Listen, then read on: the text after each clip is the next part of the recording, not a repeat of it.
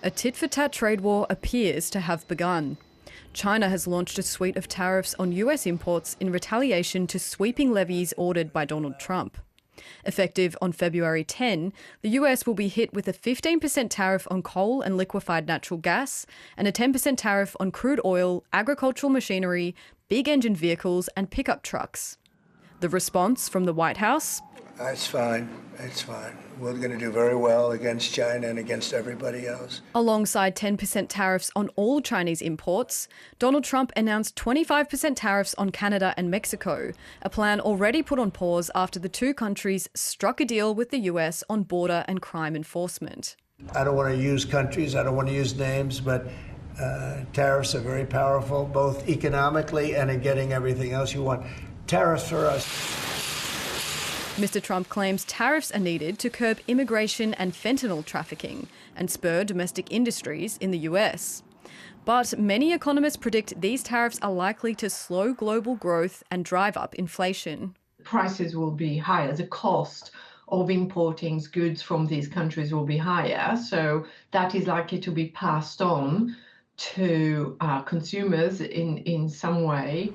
China has since launched a formal complaint with the World Trade Organization, claiming the measures imposed by the US were discriminatory and violated trade rules. The United States uses the fentanyl issue as a pretext to levy 10% tariffs on imports. China deplores and firmly opposes it. On top of the tariffs, Donald Trump ordered an end to an 87-year-old customs exemption for packages, seen as a loophole used by Chinese retailers like Temu and Shein to ship low-value packages duty-free to the US. When these announcements came into effect on Tuesday, the US Postal Service banned all parcels from China and Hong Kong, frustrating customers, many just trying to send parcels to family. I don't know why we are victim in middle of this political bullfight. So that's what it's very disturbing for us, actually, very disturbing. Within a day, the ban was overturned with no explanation. In the meantime, people on the streets of China aren't optimistic. I think the end result is that both sides suffer. The US imposes tariffs, and then our products will sell less abroad, because tariffs mean higher prices, and buyers may be unwilling to purchase. It's like you punch me and I punch you back. If it goes on back and forth like this, things may develop into serious consequences with the escalation of confrontations. Consumers set to pay the price for being caught in the crosshairs of geopolitics. Madeline Lo-Booth, ABC News. Returning to the US-China tariffs, Rebecca Choong Wilkins is the Asia Government and Politics Correspondent for Bloomberg News and joins us from Hong Kong. Now, Rebecca, China's initial response appears to be more cautious than the last time Donald Trump got into power and imposed tariffs. What do you make of Beijing's reactions this time around? Well, this time around, it does seem like Beijing responded, although it had to respond, and it responded very promptly, just minutes within the US tariffs coming into force. The actions were relatively restrained, so we saw a whole package of different kinds of tools that it pulled out.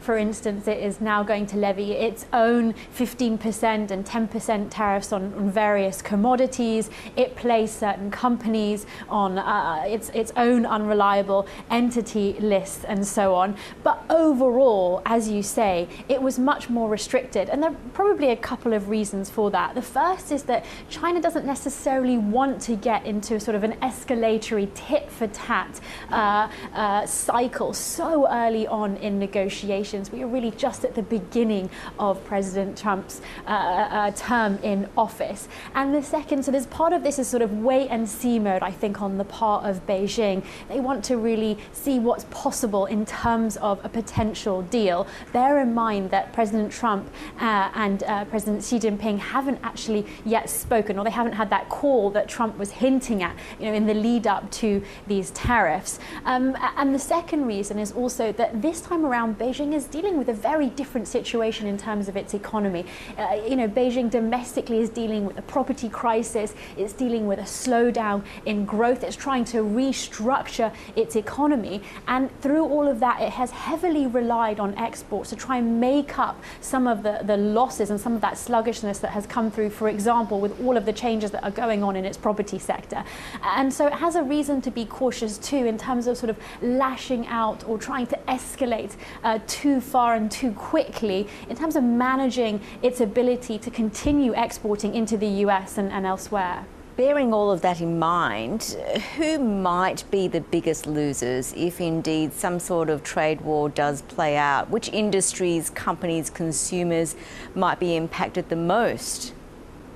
Well, we've seen even, for example, just this week, when we look at the removal of this so-called de minimis rule, which was essentially an exemption for small packages going from China into the US. There was this exemption that you didn't have to pay duties on these types of packages, and President Donald Trump has removed that. And we're already seeing the impacts on that, on companies, for example, like e-commerce companies, fast fashion retailers from China, who really rely on basically directly sending their consumers in the US parcels from China, and that allows them, and previously they were doing that duty free.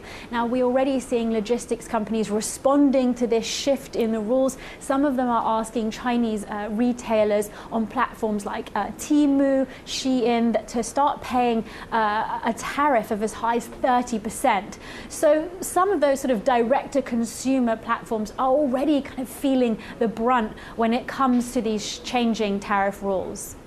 And Rebecca, how might the rest of Asia be impacted by a potential trade war between China and the US? What are the repercussions?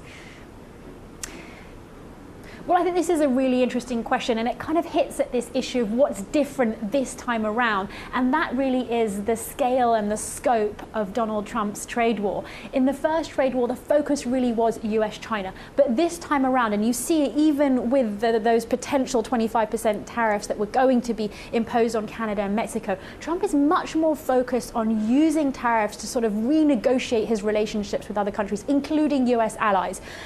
When it comes to Asia, there is, of course, also this focus on the trade deficit. He's not just interested in the sort of trade imbalance between China and the US. He has now shifted his focus for the US trade deficit with countries all over the world. Now, what that means is that for countries in Asia that were actually a beneficiary during the first trade war, as Chinese companies rerouted trade, as they started to set up shop in other countries, that was a huge boon for countries such as Vietnam, for example, which I think has the third highest trade deficit with the US. It now means that these countries, particularly in Southeast Asia, that are manufacturing hubs that had been exporting a lot of product into the US, they are also going to find themselves in the spotlight. And so for other Asian countries outside of China, this time around, the focus is very different. They are really finding themselves potentially in the hot seat. Really interesting to get your views. Rebecca Choong Wilkins, thank you so much. It's a pleasure to be here. Thank you for having me.